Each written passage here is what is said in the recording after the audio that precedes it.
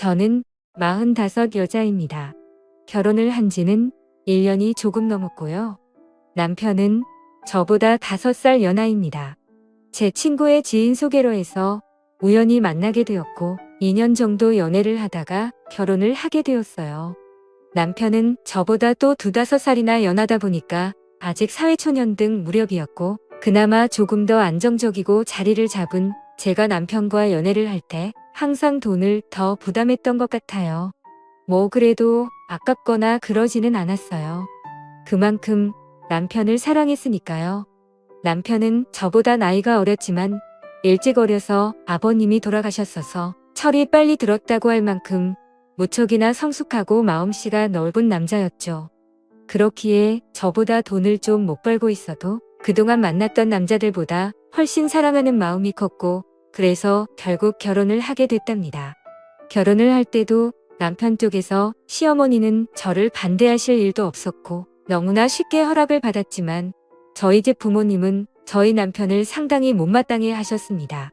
부모님이 한 분이 안 계신다는 것도 좋게 보지 않으셨고 형편이 좋지 못하다는 것만 아이가 어리다는 것이다. 그리고 남편이 직장을 다니지만 그렇게 자랑할 만한 직장은 아니고 어떻게 보면 변변찮은 직장이었기에 저희 부모님은 정말 많은 반대를 하셨죠. 하지만 자식이기는 부모 없다고 하죠. 저희 부모님도 결국에는 제 뜻을 따라주셨고 결국 결혼을 하게 됐답니다.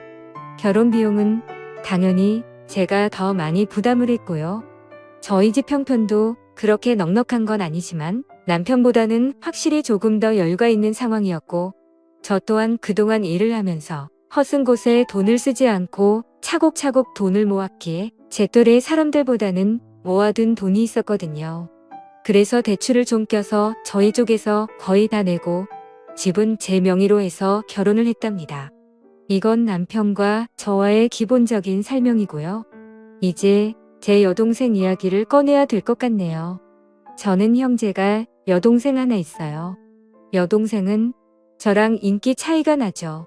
저랑은 완전히 정반대의 스타일이랍니다. 여자들끼리 흔히 여우라는 표현을 많이 쓰잖아요. 딱 저희 동생이 그런 스타일이에요. 질투심도 엄청 많고 어렸을 때부터 부모님 사랑을 되찾이하고 싶어서 저에게 피해를 주면서까지 몹쓸 행동도 참 많이 하는 아이죠. 그에 비해 저는 여우보다는 봉이 같은 스타일이라 동생이 그런 행동을 해도 알면서도 그냥 당해줬던 것들이 정말 많고 그냥 그런 모습도 귀여워 보였답니다. 그리고 나이가 먹으며 바뀔 거라 생각했죠. 하지만 여동생은 나이가 먹을수록 더 철이 없어졌고 자기 멋대로 했어요.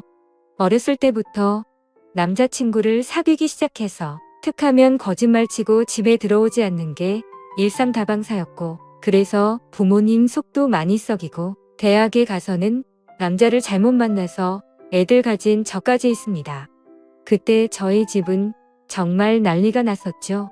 고작 20살 애가 그것도 자기랑 동갑내기인 남자랑 사고로 애를 만들어 왔으니까요. 부모님은 기가 찼고 그럼에도 저의 여동생은 조금을 미안한 기색도 없이 오히려 당당하게 그냥 지금 결혼하면 되지 않냐며 자기 인생이라며 오히려 부모님께 되들었었죠. 전 그때도 동생을 데리고 나가서 조용히 이야기를 하면서 이 아이의 말도 되지 않는 이야기를 최대한 들어주면서 달래주고 결국에 아이를 포기하겠지요. 그리고 이 아이 남자친구도 제가 만나서 다시는 저희 동생을 만나지 않겠다는 합기까지 들었답니다. 저 또한 정말 너무나 허강하고 동생한테 실망했지만 저희 부모님까지 동생한테 빈을 돌린 바다는 저라도 동생의 이야기를 들어주고 최대한 이 아이의 편이 되어줘야 한다고 생각했어요. 그렇지 않으면 정말 막무가내로 살 아이였으니까요. 여튼 그런 큰 사건도 겪었지만 그때 잠시 조금 철이 들었다는 착각만 들었을 뿐 동생은 계속해서 철없이 막무가내로 생활했어요. 성적도 좋지 않아서 지방에 있는 전문대를 들어갔었는데 거기서도 감신이 졸업을 하고 나와서 거의 1년 가까이는 부모님에게 용돈을 받으며 매일 술을 마시고 남자를 만나며 살다가 돈이 부족하면 저에게도 항상 용돈을 달라고 조르고 결국 제가 동생 손을 부여잡고 동생에게 진지하게 말을 한 후에야 직장이 들어갔습니다. 사무직 일을 하는 직장이 아니고 그냥 매장 관리 쪽에서 직원으로 들어갔죠. 별거 아닌 거였지만 전 그래도 동생이 이제야 자기 힘으로 뭘 한다는 것에 기뻤어요. 여튼 그렇게 이 아이도 조금은 달라지고 있구나라는 생각이 들 무렵 저는 연애를 하기 시작했고 당시 남편에게도 제 여동생을 소개시켜 주셨죠. 결혼까지 생각한 사이였으니까 당연히 제 여동생을 보여준 것이었고 여동생은 저희 남편은 되게 좋아했었어요. 앞에서도 말했듯이 저희 남편이 저보다 더 성숙한 사람이었고 그렇기에 여동생이 저희 남편에게 정말 버릇없이 굴고 예의 없이 행동해도 남편은 다 귀엽다라고 하며 여동생의 인석을 다 받아줬어요. 그러다 보니까 어느 순간부터는 여동생이 먼저 저희 남편을 불러서 같이 놀자고 조르기 시작했고요. 저는 그래도 여동생이 저희 남편을 좋아하고 잘 따르는 것을 안 두려고 남편 또한 여동생을 정말 귀여운 동생이라고 생각하는 것이 보여서 결혼 전부터 3명 종종 모여서 많이 놀았습니다.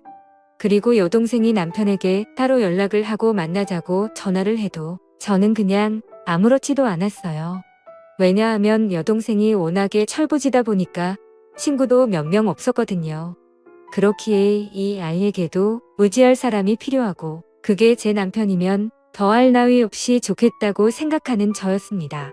남편 또한 저에게 여동생과 연락하거나 둘이 만나는 일이 있어도 항상 저에게 말을 했었죠. 그렇게 관계를 유지하다가 결혼을 하게 돼서 신혼여행을 갈 때도 여동생은 본인도 따라가겠다고 엄청 째를 썼습니다. 그때 정말 애먹었어요. 하지만 남편이 하루 내내 동생을 달래서 겨우 뜯어말리고 다녀왔죠. 그렇게 신혼여행도 다녀오고 행복한 결혼 생활을 하고 있던 무려 어느 날 갑자기 여동생이 저희 신혼집에 찾아왔어요. 그것도 아주 밤늦게 말이죠. 저와 남편은 깜짝 놀라서 무슨 일이냐고 물었지만 대답을 하지 않더라고요. 그래서 바로 저희 부모님께 전화를 걸었더니 여동생이 너무 잦은 예방을 해서 뭐라 한마디 했더니 집을 나가버렸다고 하더라고요. 저는 여동생에게 어서 집으로 들어가서 부모님께 죄송하다 말씀드리라고 했지만 저희 남편은 저와는 정반대로 동생을 가득히 대접하며 달래줬어요. 동생은 결국 그날 집에 안 들어갔고 저희 집에서 생활을 하기 시작했답니다. 집에 돌아가도 자기를 또 뛰쳐나올 거라고 차라리 여기서 살고 싶다며 몇 날 외칠 일을 써서 저는 끝까지 반대했지만 결국 남편이 허락을 하고 동생은 저희 집에서 생활을 하게 됐죠.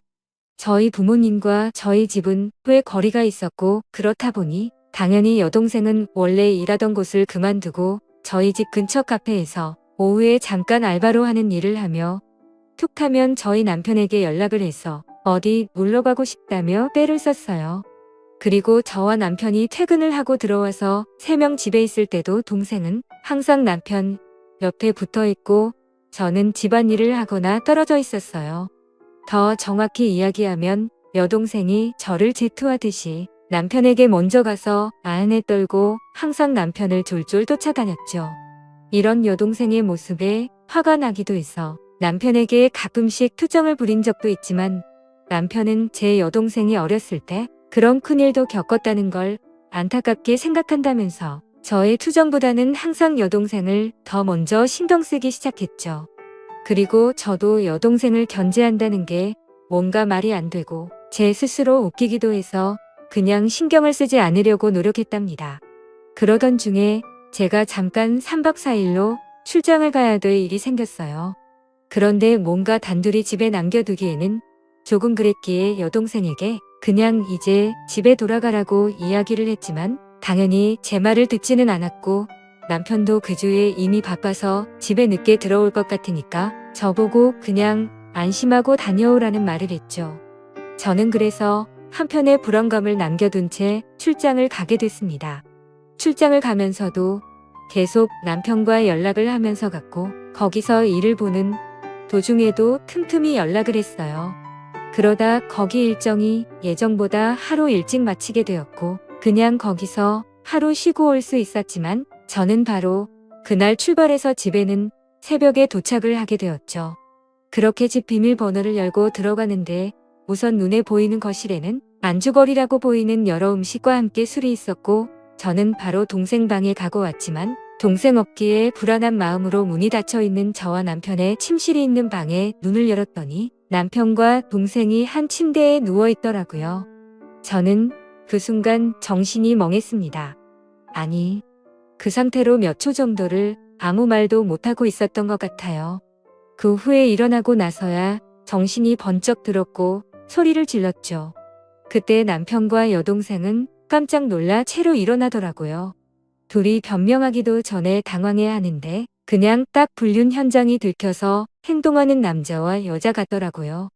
저는 그 꼴을 도저히 볼 수가 없어서 집에서 나갔고 그날 제 차 안에서 밤을 새고 그 다음날 집으로 들어갔습니다. 남편과 여동생은 일을 나간 상태였고 집에는 아무도 없었죠. 먹은 것도 깨끗이 치워놨더라고요. 여동생과 남편에게는 계속해서 연락이 왔지만 그 연락은 무시하고 남편에겐 집 비밀번호 바꿔놨으니까 들어올 생각 말고 이용할 생각하고 있으라는 내용으로 카톡을 보내놓았고 동생에게 또 이 사실을 부모님께 다 말씀드릴 거니까 그 남자를 지지든 볶든 살림을 차리든 등 내 마음대로 하라고 카톡을 보내왔습니다. 당연히 집 비밀번호는 바꿔놨고요. 그날 결국 남편과 여동생은 채집에 들어올 수가 없었습니다. 제 여동생은 본가를 돌아갔지만 제가 이미 이런 사실을 저희 부모님께 말씀드렸기에 본가에서도 쫓겨났고요.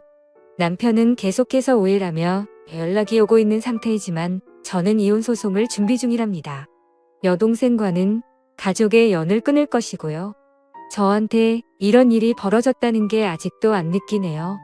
지금까지 제 사연을 들어주셔서 감사합니다.